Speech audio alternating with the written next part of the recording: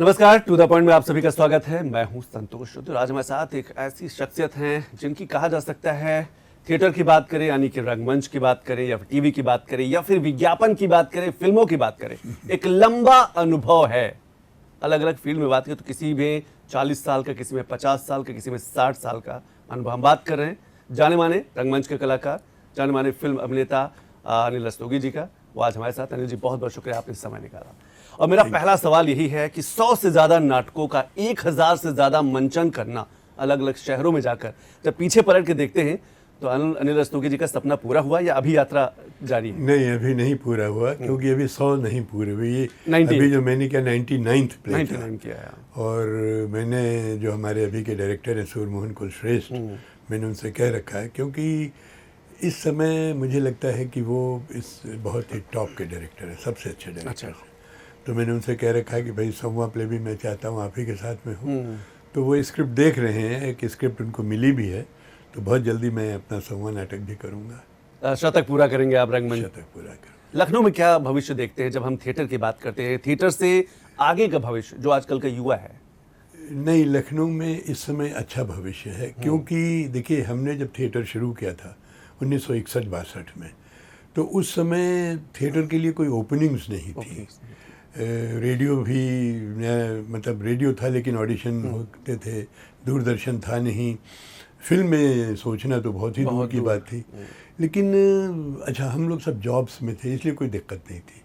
अब क्या है, बहुत सी ओपनिंग्स हो गई। सबसे बड़ी ओपनिंग हो गई है कि जब मेरा सीरियल उड़ान आता था, मुझे याद है 1989 में जो पहला मेरा बड़ा काम था जिसने मुझे एक राष्ट्रीय पहचान दी थी, उसमें सिर्फ DD1 हुआ करता था जी। आज आप देखिए 400 चैनल्स आ गए।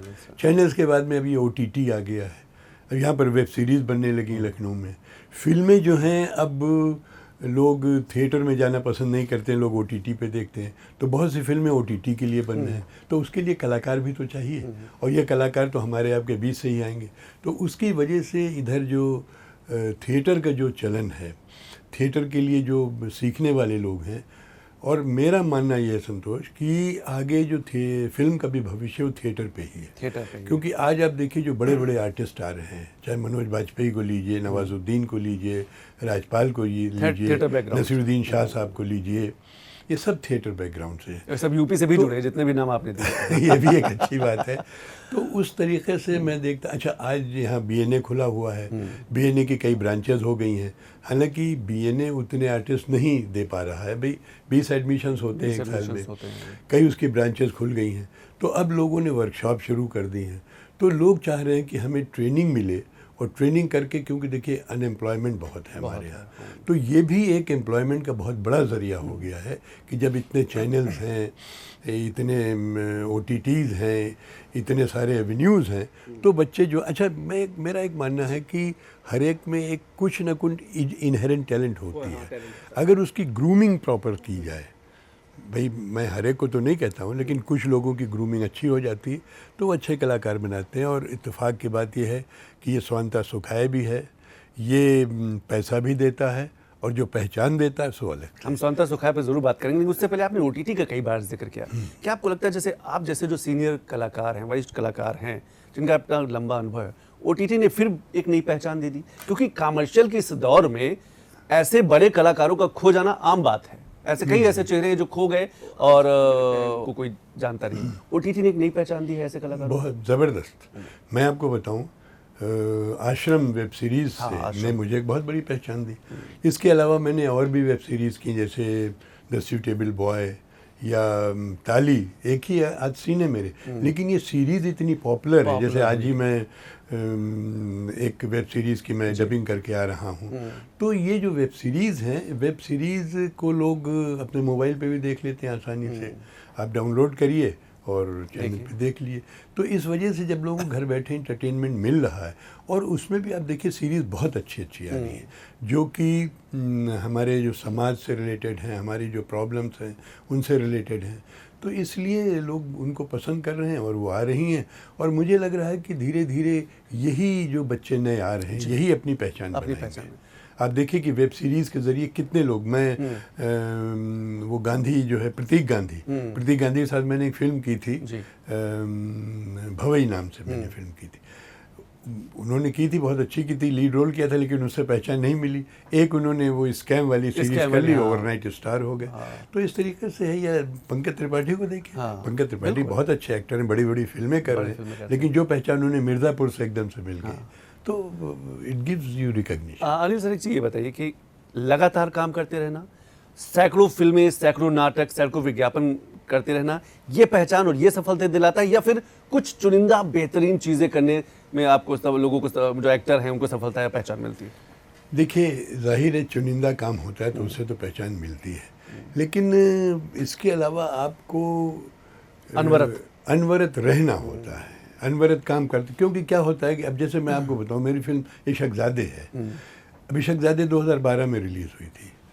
आज भी मुझे लोग उसकी वजह से पहचानते हैं, लेकिन वो मुझे इसलिए पहचानते हैं क्योंकि मैं बराबर काम करता रहता हूँ। मुझे और भी सीरीज़ में देखते रहते हैं, और भी सीरियल्स में देखते रहते हैं, तो उनको लगता है अच्छा ये तो वो इशकजादे वाले हैं, इसी। तो वो जो आइडेंटिटी आपकी है, जो पुरानी है, वो नयों से रिन्यू होती रहती है। बिल्कुल। एक सवाल और मेरे मन में आ रहा है कि जब एक्टर, थिएटर का जो आर्टिस्ट होता है, पहले विदेश जो यात्रा होती है बड़ी यादगार होती है। थिएटर ने आपको विदेश यात्रा दिलाई, टीवी ने दिलाई, या फिल्म के जरिए आप? नहीं, फिल्म के जरिए। फिल्म के जरिए। हाँ। कैसा अनुभव? कुछ अनुभव? बहुत अच्छा अनुभव रहा। ये फिल्म थी मिशन रानीगंज। हाँ। उसमें मुझे कास्ट किया गया था, वो माइनर्स के ऊपर है। अच्छा।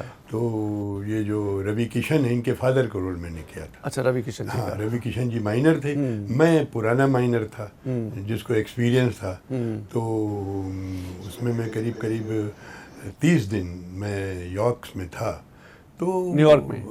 यॉर्क। अच्छा, यॉर्क में। अच्छा, इंग्लैंड में। इंग्लैंड में, समझ गया। तो वहाँ पर शूटिंग करने के अपने अलग अनुभव थे। आप विदेश में हैं और जब पता चला कि आपको यॉर्क जाना है, अब्रॉड जाना है, तो खुशी हुई? हाँ, क्यों नहीं खुशी, बहुत ज़्यादा खुशी हुई।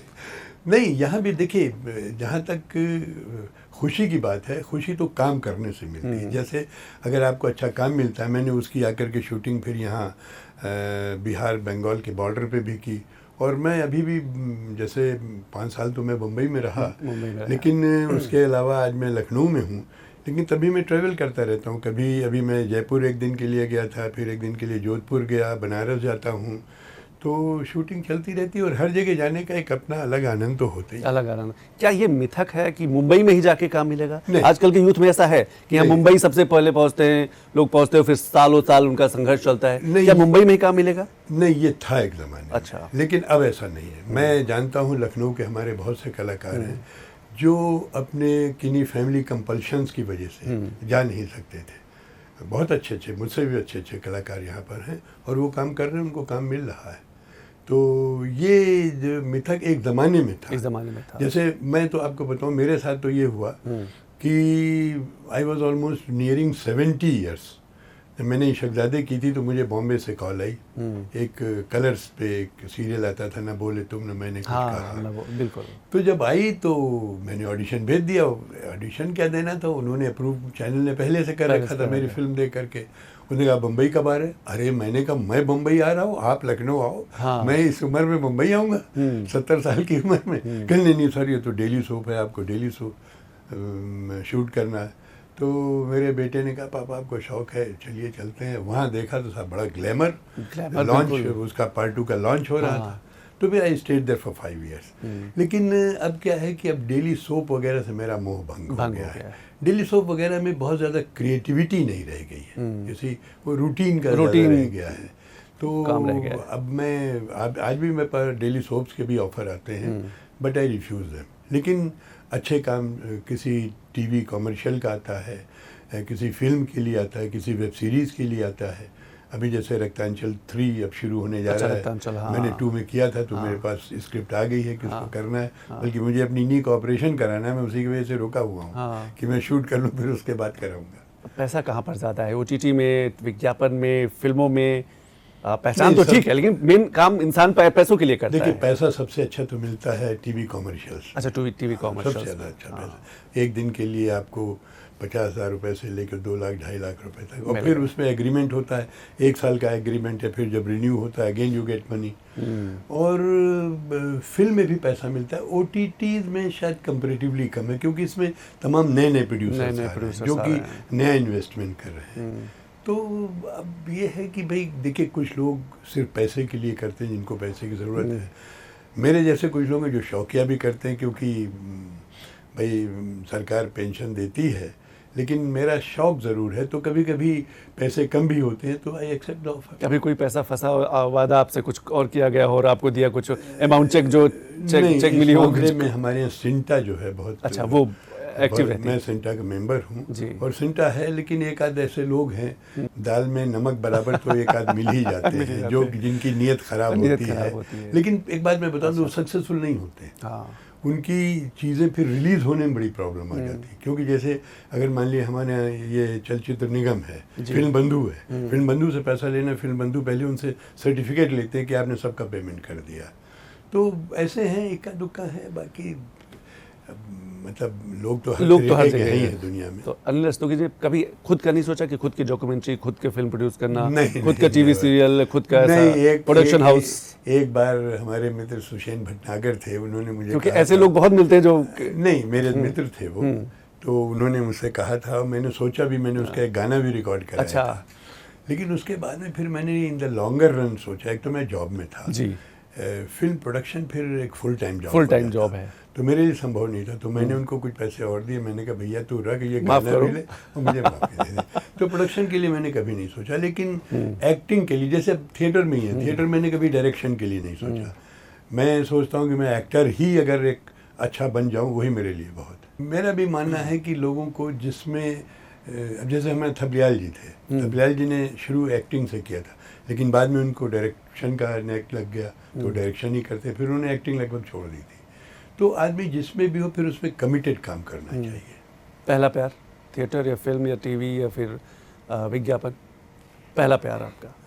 Theatre always. पैसे नहीं है उसमें? पैसे तो जेब से पैसे नहीं है उसमें। खाली पेट प्यार नहीं हो पाएगा। और मैं थिएटर में पैसे लेता भी नहीं हूँ। अब तो थोड़ा बहुत थिएटर एक टोकन ऑनरेडियम दिया जाता है, वो भी मैं नहीं लेता हूँ। अच्छा। क्योंकि मेरा मानना है कि आज मैं अगर थोड़ा बहुत भी मुझे पहचान जो भी छोटी सी मिली है, वो थिएटर, थोड़ी बहुत पहचान नहीं, आपकी बहुत बड़ी पहचान है। तो इसलिए मैं थिएटर में मैं लोगों को ज़रूर थोड़ा टोकन, क्योंकि ज़्यादा पैसा नहीं, और मैं बड़ी माफ़ी मांगते हुए, क्योंकि मैं ग्रुप में जनरल सेक्रेटरी हूँ, तो जिनको भी मैं पेमेंट करता हूँ उनसे बहुत हाथ जोड़ के माफ़ी मांगता हूँ, बेटा ये ज़्यादा नहीं है, लेकिन एक छोटी सी भेंट है ये, छोटी सी भेंट। क्योंकि अनफॉर्चुनेटली थिएटर आज भी, हिंदी थिएटर कम से कम हमारे नॉर्दर्न बेल्ट में पैसा नहीं दे पा रहा है। साउथ में चूँकि थोड़ी एक जिसको कहते हैं सेलिब्रिटी वैल्यू हो गई है, लेकिन वो बता दें वो वर्ग अलग है। वो जो वर्ग देखने जाता है वो थिएटर के शौकीन नहीं, वो उन सेलिब्रिटीज़ को देखने जाता है। जो थिएटर के शौकीन हैं वो 100, 200, 500 रुपये तक का तो टिकट ले सकते हैं, नॉट बियॉन्ड दैट। तो हम इसी वजह से हम जो टिकट रखते हैं भी, हम 100 रुपये के अंदर ही टिकट। क्या आपको लगता है कि आने वाला समय थिएटर का है? थिएटर का भविष्य रहेगा या फिर थिएटर का भविष्य? थिएटर का भविष्य तो हमेशा रहेगा। देखिए, हाँ, क्योंकि जैसे मैंने कहा कि आज जो अच्छे आर्टिस्ट, क्योंकि देखिए क्या होता है, थिएटर का आर्टिस्ट, बहुत से डायरेक्टर्स जो मुझे बुलाते हैं वो मुझसे कास्टिंग डायरेक्टर कहते हैं, मुझे डायरेक्टर ने मुझसे कहा मुझे थिएटर एक्टर चाहिए। क्यों? क्योंकि theatre actor one take actor होता है। भाई थिएटर में तो जो आप बोलते हैं दैट इज द फाइनल। और मैंने देखा है कि थिएटर के ही लोग जो हैं आज, वो ग्लैमर जो है वो ख़त्म हो रहा है, ग्लैमर का ज़माना। आज अब देखिए नए नए आर्टिस्ट जो है थिएटर के ही जाकर के बैकग्राउंड के आज अपना नाम बना रहे हैं। तो वो जो ग्लैमर का पीरियड था एक ज़माने में, वो मुझे लगता है धीरे धीरे फेड आउट हो रहा है। कंटेंट के ऊपर और परफॉर्मेंस के ऊपर लोग जो हैं लोगों को पसंद कर रहे हैं। अगर आपकी परफॉर्मेंस अच्छी है, कंटेंट अच्छा है, you will be recognised overnight. आपके साथ ऐसा नहीं हुआ? आपने माइक्रोबायोलॉजी डॉक्टरेट किया, लगातार जॉब भी करते रहे, क्योंकि हमने देखा है कि जब भी एक्टिंग में कोई युवा जाता है तो सबसे पहले उसकी पढ़ाई रुक जाती है। बिल्कुल सही आप कह रहे हैं। देखिए मेरे साथ, मैं लकी था इस मामले में कि मेरे दोनों कैरियर साथ साथ चले। 1961 से, जैसे मैंने बताया, मैंने पहला नाटक किया था। ऑफ कोर्स उस समय कोई कैरियर बनाने की नहीं सोची थी, तो सिर्फ शौकिया किया था। फिर 62 में किया, फिर 64 में किया, थोड़ा थोड़ा चलता रहा। 62 में मैंने CDRI ज्वाइन किया। 62 में मैंने MSc किया था, और मेरे ख्याल जैसे ही MSc निकला, with in 2-3 months I got fellowship and I join CDRI। तो लगभग मेरा कैरियर साथ ही साथ चला। असली मेरा थिएटर का जो कैरियर शुरू हुआ है वो सन 72 में जब मैंने दर्पण ज्वाइन किया। अच्छा, दर्पण एक प्रतिष्ठित ग्रुप है, हाँ, कानपुर हाँ, का था, हाँ, जो जी, कि जी। लखनऊ में 1971 से शुरू हुआ था, और उसमें बड़े नामी ग्रामी कलाकार यहाँ के हुआ करते थे। विमल बनर्जी, शोभना जगदीश, स्वदेश बंधु, जी। ये लोग सब उसमें थे। तो मैं जब उसमें गया तो उसमें मैं ये सोच करके गया था कि मैं सिर्फ एक्टिंग करूंगा, क्योंकि अपने ग्रुप में मुझे सब मैनेजिंग का काम करना पड़ता है, मैनेजर का भी। लेकिन वहाँ जा कर के भी जिसमें जो कीड़ा होता है वो कीड़ा तो लगे ही रहता है। वहाँ भी मैं थोड़ा आगे बढ़ के करने लगा तो सत्यमूर्ति जी इसके फाउंडर थे, उन्होंने मुझे पहले ट्रेजर बनाया, फिर मुझे सेक्रेटरी बना दिया। तो बीच में मैं 1.5 साल के लिए एक बार जर्मनी गया था, 3 महीने एक बार जर्मनी उसी दरमियान। इसी दरमियान अच्छा, मैं 73 में गया 73 के जर्मनी आसपास। 1.5 साल के लिए, फिर 95 में गया 3 महीने के लिए, फिर बाद में मैं कोपेनहेगन मैं जाता था, मेरी मीटिंग होती थी 4-4 दिन के, हम लोग जाते थे, 4-5 बार मैं गया। तो उतने दिन तो ज़रूर थिएटर नहीं दिमाग में रहता था, क्योंकि देखिए मैंने ये ज़रूर किया कि जॉब में रह करके मैंने साइंस के साथ कभी नाइंसाफ़ी नहीं, ताकि मुझे कोई गिल्ट महसूस हो कि मैं जॉब यहाँ कर रहा हूँ, काम वहाँ कर रहा हूँ। समय कैसे बैलेंस कर पाए? बस यही था, क्योंकि इसमें हमारे यहाँ हम लोग कहते हैं कि हमारी लैब में लाइट स्विच ऑफ नहीं होती थी, राउंड द क्लॉक काम होता था। तो जैसे मेरा कोई काम है, मैंने कोई एक्सपेरिमेंट लगाया है, तो एक तो मेरे कलीग्स मुझे हेल्प करते थे। क्या होता है कि जब आप थिएटर या कुछ करते हैं तो आप एक इमेज ये बहुत बड़ी बात बन जाती है। तो CDRI में ख़ास करके जब मेरा उड़ान सीरियल आया तो लोग मुझे बिल्कुल दूसरी निगाहों से देखने लगे, भाई मेरे बीच में कलाकार भी है। हालांकि मैं ऐसा नहीं मानता था। तो इसकी वजह से मुझे सहयोग मिलता था। एंड मैं संतोष आपको बताऊं, आई मस्ट से कि I was greatly privileged to be in a institution like CDRI, जहाँ पर कि साइंस को तो साइंटिफिक इंस्टीट्यूशन तो है, साइंस तो आप करते ही आला दर्जे की, लेकिन वहाँ अगर आप में ये भी शौक है तो इसको भी कभी रोका नहीं गया, प्रमोट किया गया। तो हम अपने एक्सपेरिमेंट ऐसे प्लान करते थे कि हम रात में 2 बजे चले जा रहे हैं, सुबह 11 बजे। मैं आपको बताऊँ, जब मैं जर्मनी में था 1.5 साल के लिए, तो मेरे प्रोफेसर ने कहा कि अरे भाई आए हो यहाँ, कोई घूमो घामो, तुम तो हर समय लैब में लगे रहते हो। मैंने कहा नहीं साहब, सरकार ने मुझे जिस काम सीखने के लिए भेजा है वो पहले है, घूमने के लिए तो अभी रिटायरमेंट हो जाएगा 60 साल के बाद, आके घूमूँ। एंड कैन यू बिलीव कि अक्सर होता तो मैं रात एक्सीडेंट करता था, मेरी वाइफ मेरी लैब में कुर्सियाँ जोड़ करके सो जाती थी। तो मेरा कमिटमेंट साइंस में कभी कम नहीं हुआ। इसी वजह से मैं जूनियर रिसर्च फेलो से मैंने शुरू किया, and I went to the as head of biochemistry, और डायरेक्टर्स ग्रेड में मैं रिटायर हुआ। तो मुझे कभी उस चीज़ का मुझे अफसोस नहीं रहा कि मैंने साइंस के साथ नाइंसाफ़ी। एक तो CDRI में आपके आसपास काम करने वाले लोगों का भी बड़ा योगदान, लोगों का बड़ा योगदान, हमारे जो कलीग्स थे, हमारे जो PhD स्टूडेंट्स थे, या हमारे जो टेक्निकल स्टाफ थे, वो सब मुझे बहुत सहयोग करते थे। इस मामले में जैसे मैंने कहा कि I was lucky to be in CDRI। हो सकता है मैं किसी दूसरे इंस्टीट्यूट में होता तो मैं ये सब नहीं कर पाता। जब हम यूपी की बात करते हैं, यूपी आपने कई नाम पहले गिनाए, राजपाल यादव, नवाजुद्दीन साहब, और आप जैसे जो अतुल तिवारी। अतुल तिवारी।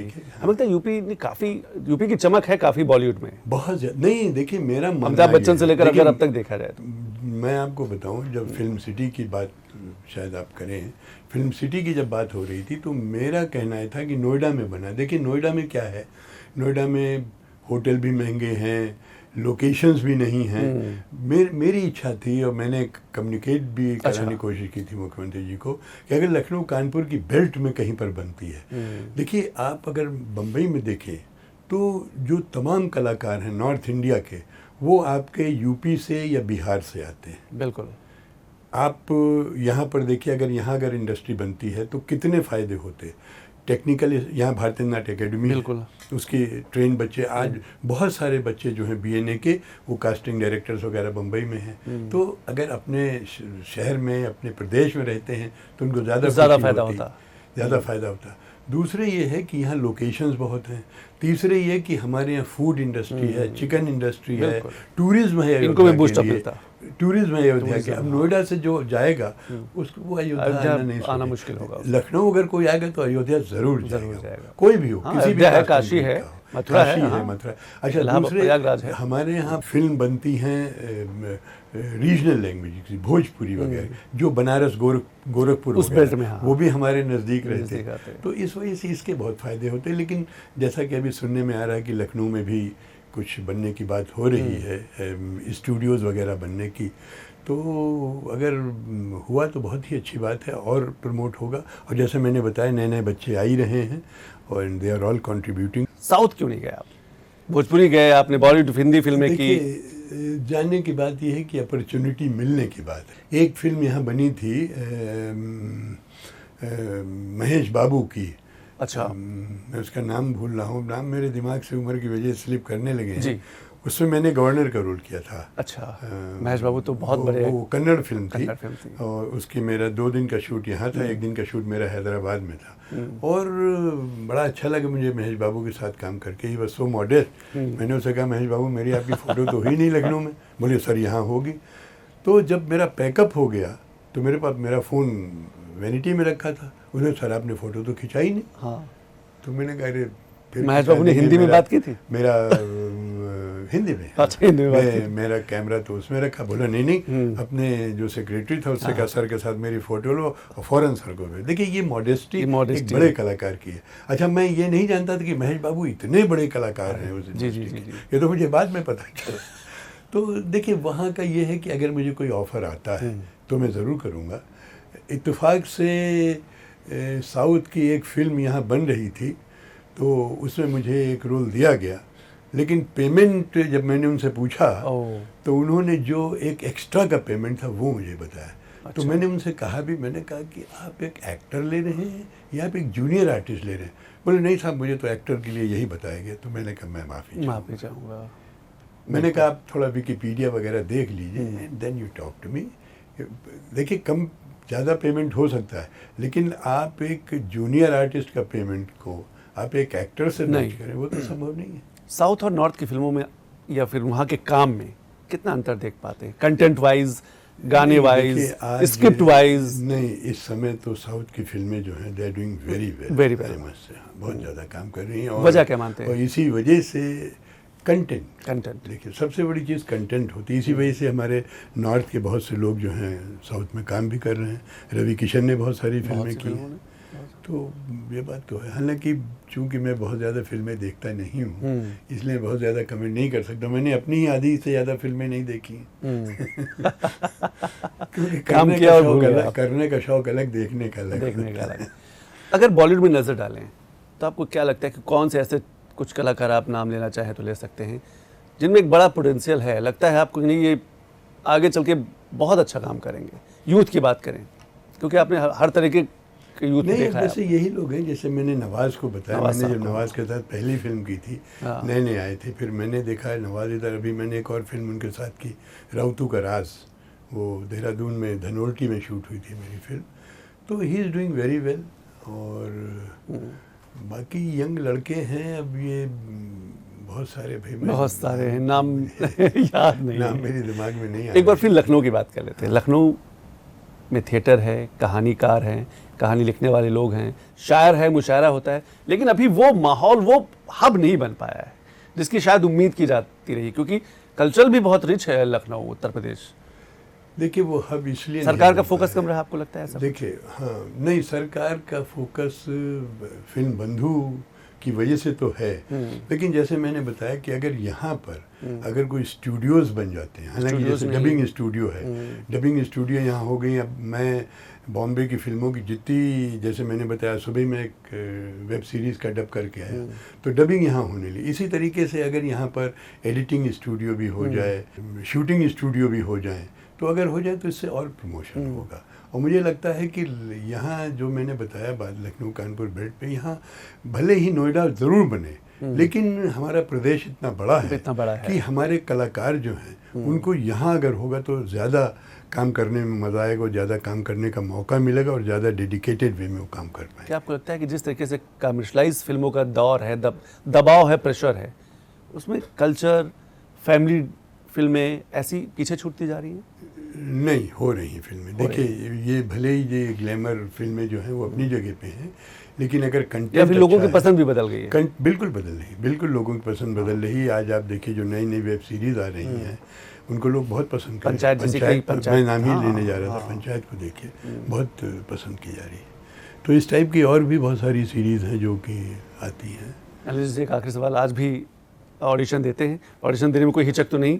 कभी ऐसा तो नहीं लगा कि हम 60 साल का अनुभव है, ऑडिशन नहीं देंगे? देखिए ऐसा संतोष कि टीवी कॉमर्शियल के लिए तो ऑडिशन देना होता है। अच्छा। लेकिन जब लोग मुझे रोल के लिए ऑडिशन कभी कभी मांगते हैं, बहुत से लोग, ज़्यादातर लोग नहीं मांगते, लेकिन जब मांगते हैं तो थोड़ा बुरा ज़रूर लगता है। मैं कहता हूँ यार इतनी मेरी उम्र हो गई, आज 82 साल का हो रहा हूँ, मेरे यूट्यूब पे मेरे लिंक्स पड़े हुए हैं, आप उसको देख के अगर आप नहीं पहचान सकते तो एक ऑडिशन में आप मुझे क्या पहचानेंगे? तो बुरा ज़रूर लगता है, लेकिन अब अगर अच्छा काम होता तो देता भी हूँ भाई। करना है तो ऑडिशन देना पड़ेगा। एक नया एक्टर, नया लड़का अगर वो अपना भविष्य बनाना चाहता है तो कहाँ संपर्क करे? प्रोडक्शन हाउस के चक्कर लगाए, वेबसाइट्स के चक्कर लगाए, कैसे वो काम तलाशे? ये एक बड़ी चुनौती होती है। नहीं, वो ऐसा है कि वो अपने कुछ वीडियोस बनाए। देखिए हमारे ज़माने में सब संभव नहीं था। आज आपके पास कैमरा है, आपके पास मोबाइल फ़ोन है, आप अपने वीडियोस बनाइए, अलग अलग टाइप के, अलग अलग मूड्स के वीडियोस बनाइए। और यहाँ पर बड़े नामी ग्रामी कास्टिंग डायरेक्टर्स हैं। यहाँ कुछ लोगों ने तो लखनऊ में भी अब ऑफिस बनाया हुआ है, तो उनको आप अपना भेजिए, कास्टिंग डायरेक्टर्स के संपर्क में रहिए, संपर्क में। हाँ, और तो I am sure you will B noticed. देखिए जो अच्छी टैलेंट होती है उसको नोटिस ज़रूर किया जाता है, वो छिप नहीं सकती है। हालांकि इसमें थोड़ा सा मेरा मानना है लक भी बहुत काम करती है। देखिए मैं अभी जैसे स्कूलों में जाता हूँ, कॉलेज में, एक फार्मूला बताता हूँ, hard work plus perseverance plus talent multiplied by luck. तो लक का जरूर, लेकिन मेरा 1% या 99%? लक 1% या 99%?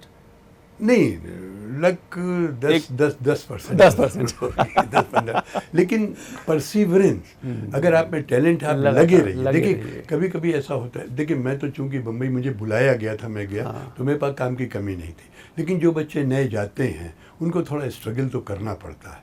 आप जब 4-6 जगह ऑडिशन देते हैं तो आई एम श्योर अगर टैलेंट है तो आपकी टैलेंट पहचानी ज़रूर जाएगी। और देखिए कई तमाम नए लोग सब उभर करके इसी तरीके से आए। बिल्कुल, बहुत बहुत शुक्रिया अनिल सर, बहुत बहुत शुक्रिया आपने समय निकाला टू द पॉइंट के लिए। Thank you. तो टू द पॉइंट में आज जाने माने रंगमंच कलाकार और फिल्मी अभिनेता जो हैं अनिल रस्तोगी थे। अगली बार फिर एक बड़ी शख्सियत के साथ आपके साथ मुलाकात होगी, तब तक के लिए नमस्कार।